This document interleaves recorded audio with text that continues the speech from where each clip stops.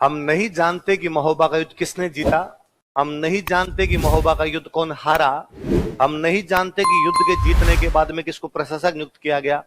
पर उस UP MP वाले उस बॉर्डर वाले इलाके से लेके इधर राजस्थान के टच करते वाले सीमावर्ती पूरे इलाके में हर होली पर गाए जाते हैं आल्हा और उदल।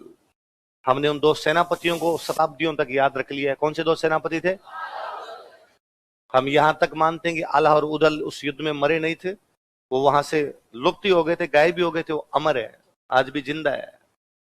आल्हा और उदल वो सन्यासी बन गए। इस प्रकार की खूब सारी इनके बारे में अलग अलग कहानियां हैं, अलग अलग प्रकार की इनके बारे में बातें हैं। पर कहानियों में, गीतों में कोई सबसे अधिक योद्धा गाए गए तो योद्धा कौन है? आल्हा और। हमारी ऐसी कहानियां है कि आल्हा और उदल परमार्दी चंदेल के सेनापति थे, पर किसी बात पर परमार्दी चंदेल से उनकी लड़ाई हो गई थी। लड़ाई हो गई तो वो परमार्दी चंदेल का राज्य छोड़कर चले गए थे कन्नौज। कहां चले गए? कन्नौज चले गए थे। जब पृथ्वीराज हमला करने वाला था यहाँ पर महोबा पर, तब परमार्दी चंदेल ने आल्हा और उदल के पास मैसेज किया, आल्हा और उदल सॉरी, गलती हो गई, मैंने किसी बात पर तुम्हें कुछ कह दिया होगा, इसलिए तुम राज्य छोड़कर कन्नौज चले गए, प्लीज वापस लौट आओ, वतन को तुम्हारी आवश्यकता है, देश को तुम्हारी आवश्यकता है। और आल्हा और उदल ने कहा कि नहीं, जिस आदमी से एक बार झगड़ा करके आए उसके पास वापस जाएंगे, और इतनी जरूरत थी हमारी, उस दिन हमारे साथ ऐसा करने की क्यों आवश्यकता थी, ऐसा करने की क्यों आवश्यकता थी, और हम ऐसे आदमी का साथ नहीं देंगे जिसने हमें अपने राज्य से निकाल दिया हो या जिसका राज्य छोड़कर हम आ गए हो। ये बात आल्हा और उदल की मम्मी को पता चलती है। आल्हा और उदल की मम्मी उनको बुलाकर कहती है कि ये समय आपस में लड़ने का नहीं है, ये समय अब आपस के मतभेदों को भुलाने का है, आपस के जो भी कॉन्ट्राडिक्शंस है उनको याद ना करने का है। अब प्लीज एक बार देश तुम्हें पुकार रहा है, तुम्हारा वतन तुम्हें पुकार रहा है, उस देश की धरती तुम्हें पुकार रही है, तुम जाओ उस देश के लिए लड़ो। और उस देश के लिए लड़ने में सबसे आगे कोई दो लड़ैया रहे थे, कोई लड़ाके रहे थे, तो वो कौन थे? आल्हा और उदल। ऐसी कहानियां हमें बताती है कि जब भी तीसरे पक्ष की बात हो तब आपस की लड़ाइयां भुला देनी चाहिए। जब किसी थर्ड पार्टी से हम लड़ रहे हो तब आपस में किसी प्रकार का भेदभाव रखना, ये ठीक वैसा ही है कि एक बार कौरवों को दुश्मन ने पकड़ लिया था। कुंती पांडवों को कहती है कि जाओ तुम्हारे भाई कौरवों को छुड़ा कर लाओ, और भीम ने कहा मां तुम्हारा दिमाग खराब हो गया क्या?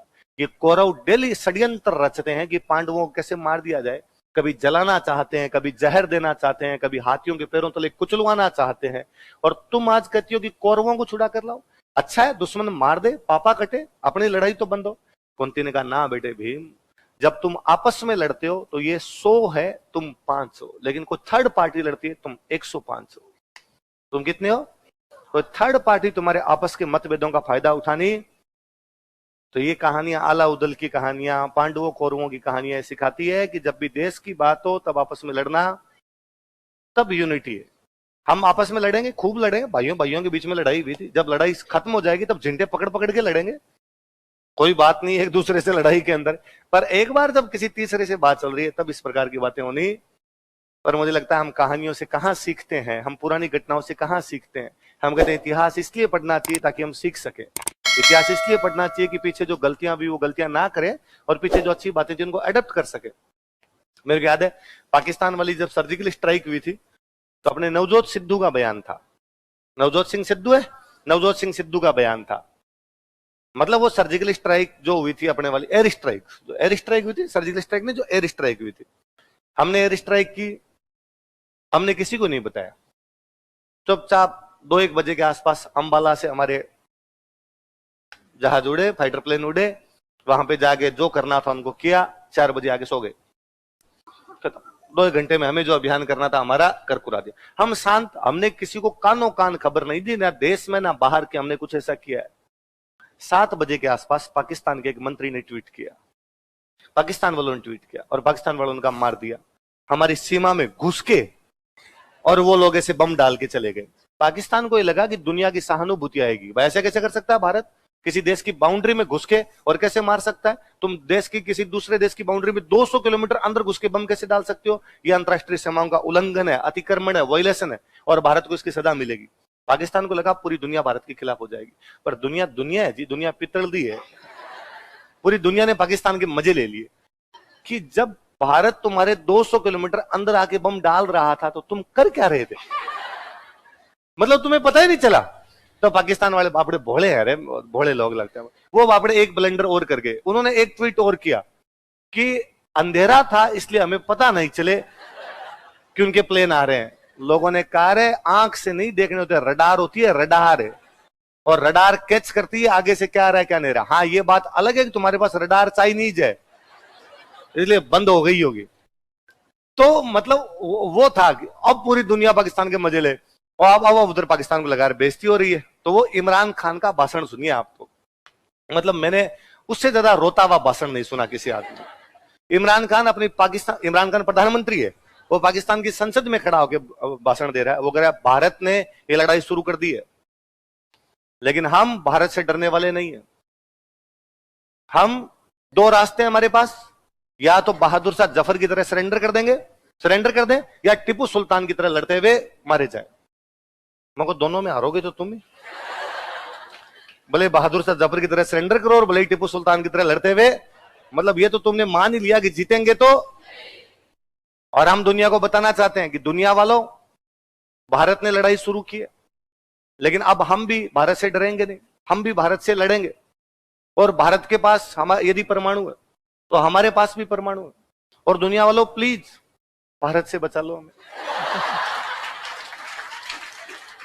इतना रो रहा बापड़ा इमरान खान उसके अंदर, तो कह रहा अरे हम नहीं लड़ना चाहते, क्योंकि हम लड़ेंगे तो हमें पता है ये 5 मिनट में हमारा काम तमाम कर देंगे, इसलिए जैसे तैसे करके बीच में आओ रे। वो नहीं है कि मैं मार दूंगा तुम्हें, मैं तू हाथ लगा के दिखा मुझे, उस टाइप की लड़ाई। पाकिस्तान की हालत ये, अपने वालों की तरफ से फिर भी कोई बयान नहीं, कोई कुछ नहीं, हमने कुछ किया अभी तक ही नहीं है कि हमने कुछ किया। फिर उस तब अपने राजस्थान में चुनाव थे, तो भाई की चूरू में रैली थी, चूरू में जनता इकट्ठी हो रखी, सब आपस में बात कर रहे हैं, पर कोई नेता की तरफ से कोई नहीं। भाई भाषण देते बोला कि भाइयों और बहनों आज खुश तो बहुत हो तुम। खाली एक लाइन बोली हुई है और कुछ नहीं बोला कि हमने क्या किया है क्या नहीं किया। जनता हा करके ओ हमें पता है। सिद्धू का तब बयान आया, सिद्धू का बयान है कि इमरान खान मेरा दोस्त है। ऑब्वियस ही बात है, सिद्धू क्रिकेटर रहे हैं, हमारे देश के अच्छे क्रिकेटर रहे हैं। इमरान खान पाकिस्तान क्रिकेटर रहे, 92 का वर्ल्ड कप जीता था, दोस्ती होनी स्वाभाविक बात है कि इमरान खान मेरा दोस्त है। इमरान खान से मेरी बातचीत हुई है और उन्होंने हमें बताया है कि भारत के फाइटर प्लेन गए, वहां पे जाके बम बरसाए। ये पाकिस्तान का भी स्टेटमेंट था, अपने सिद्धू का भी स्टेटमेंट था, पाकिस्तान ने भी यही कहा। पाकिस्तान लास्ट में इस स्टेटमेंट पे आया था पाकिस्तान कि हाँ उन्होंने हमारी बाउंड्री का वायलेशन किया, वो हमारी बाउंड्री के अंदर आए, उन्होंने हमारे पर बम बरसाए, लेकिन हमारा कोई भी मरा नहीं। मतलब हमारे विमान, हमारे प्लेन गए, प्लेन ने जाके बम फेंके, लेकिन धीमे धीमे फेंके, है ना। पाकिस्तान वालों का क्या करें, सरकार भेज देती है, बस कैच कर लो, कैच प्लीज, हम किसी को मारना चाहते नहीं। तो पाकिस्तान वालों ने कहा था कि बम तो डाल के, लेकिन हमारा कोई भी मरा। ये ठीक वैसा ही है कि जैसे छोटी क्लासों में डंडे पड़ जाते थे और 10 डंडे मारे भयंकर वाले, और बाद में कहते लगी नहीं, मेरे तो लगी नहीं, क्योंकि 3 दिन तक हाथ सीधा नहीं हुआ करता था। वो ठीक वैसा था। तो बड़े सिद्धू का बयान था कि इमरान खान से मेरी बातचीत हुई, इमरान खान ने कहा है कि हमारा एक कौवा मरा है। क्या मरा है? आपकी नहीं बनती होगी किसी पार्टी से, वो सेना का मामला था, पार्टी का मामला नहीं था। आप कम से कम अपने देश के अंदर इस प्रकार के बयान तो नहीं दे सकते। जब हम तीसरे पक्ष से लड़ रहे हैं तब इस प्रकार के सार्वजनिक बयान, आप कमरे में बैठ के कुछ ही बात कीजिए, आप कह दीजिए नहीं रहे बीजेपी वाले झूठ बोल रहे हैं, बेटा कुछ नहीं किया, फर्जीवाड़ा फैला रहे हैं, कीजिए आप। पर किसी तीसरे देश को, जो आपका दुश्मन देश है, उसको इस प्रकार से मौका मत दीजिए कि वो आपकी बातों की बातें मजाक उड़ाए। उन्होंने वीडियो खूब दिखाया कि देखो भारत वाले तो खुद कह रहे हैं कि उनसे कुछ ही नहीं हुआ, केवल एक कौवा मरा था, केवल एक कौवा मरा था। भगवान के घर न्याय है। उस घटना के बाद में सिद्धू का कहीं नामो निशान नहीं है। कौवा मरा कि नहीं मरा, सिद्धू पूरी तरीके से मर गया। आप पहले टीवी खोलते कपिल शर्मा शो, हा हा हा, क्रिकेट वाली कमेंट्री करते, उधर कुछ ना कुछ आता। आज की पिच अनुपम खेर की स्टार्ट की तरह एकदम सपाट दिखाई दे रही है ना। और आप किसी पॉलिटिकल न्यूज खोल लिया करते, उनमें सिद्धू जी कोई ना कोई बयान देते रहते। 1989 का मामला, कब का मामला? 1989 का कार पार्किंग का मामला कि सिद्धू क्रिकेटर है, कार पार्किंग की है, एक कोई बूढ़े व्यक्ति और है, उन्होंने अपनी कार पार्किंग की और कार पार्किंग में आपस में भिड़ गई। भारत में गाड़ियों की रोड रेज होती रहती है, छोटी सी भिड़ जाती है, लड़ लेते हैं, अपने सारे लड़ लेते हैं। वो गाड़ी भिड़ी, वो नीचे उतरे व्यक्ति और उन्होंने उतर गया, ये क्या तरीका, गाड़ी भिड़ा दी, स्क्रैच लगा दिया। हुआ सिद्धू नया नया था, युवा दोस्त था, सिद्धू ने उनके थप्पड़ मार दिया, उस बंदी की ऑन द स्पॉट डेथ हो गई। वो बुजुर्ग व्यक्ति थे, उनको मिर्गी के दौरे आते थे। नॉन इंटेंशनल मर्डर है, मेरा इंटेंशन नहीं था मर्डर करने का, लेकिन मर्डर हो गया। इस प्रकार की चीजों के अंदर बेल हो जाती है, थोड़े साल वो मुकदमा सा चलता है, बाद में कहते ठीक है भाई, मारना चाहता नहीं था आदमी, लेकिन गलती से। सिद्धू को उस मामले में जेल हुई, लोग नॉन इंटेंशनल में बाहर आ जाते हैं। सिद्धू 1989 के मामले में 2020 के अंदर जेल गए। 30 साल तो मामला चला, अब सरकार ने कहा कि कौवा मरा दूसरा मरा। हम बताते हैं भाई साहब क्या होना है क्या नहीं होना है। इसलिए थर्ड पक्ष से जब भी कोई लड़ाई हो तब कोई अपना फायदा आपस के अंदर उठाना।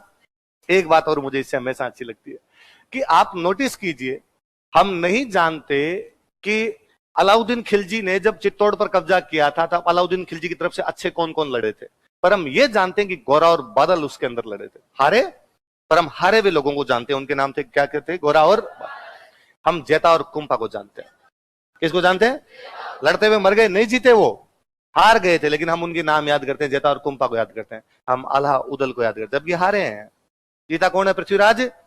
इसका मतलब हमारी जो संस्कृति थी, हमारी जो सभ्यता थी, वो ये मानती थी कि हार जीत से महत्वपूर्ण संघर्ष करना है, लड़ना महत्वपूर्ण है। जब आप लड़ना ही छोड़ दोगे, जब आप संघर्ष करना ही छोड़ दोगे, ये बड़ी हार है।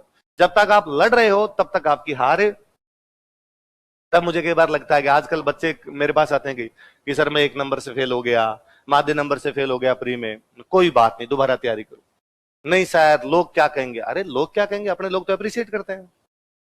हमने आला उद्दल के गीत गाए, हम नहीं जानते पृथ्वीराज चौहान का सेनापति कौन है जो जीत गया था, हमें नहीं पता शेरशाह सूरी के सेनापति कौन थे जो युद्ध में जीत गए थे। हम जेता कुंपा को याद करते हैं, हम गोरा बादल को याद करते हैं, हम आला उदल को याद करते हैं। इसलिए संघर्ष आवश्यक है। जब आप हथियार ही डाल देंगे, जब आप लड़ेंगे ही नहीं, तो बात ही खत्म होगी। बातें उन्हीं की तो की जाती है जो संघर्ष करते हैं, भले वो हारे भले वो। और ऐसे मुकाबले के अंदर संघर्ष करना जिसके अंदर आपको लगता है कि नहीं मुकाबला कठिन है, उसमें तो हारने का भी मजा ही है यार अपने आप के अंदर। उसमें आपको कौन कह रहा है कि आप लड़े थे, ये कितनी बड़ी बात है कि आप 1 नंबर से फेल हुए, आप 2 नंबर से फेल हुए, आप 5 नंबर से फेल हुए। कब? जब एग्जाम दिया।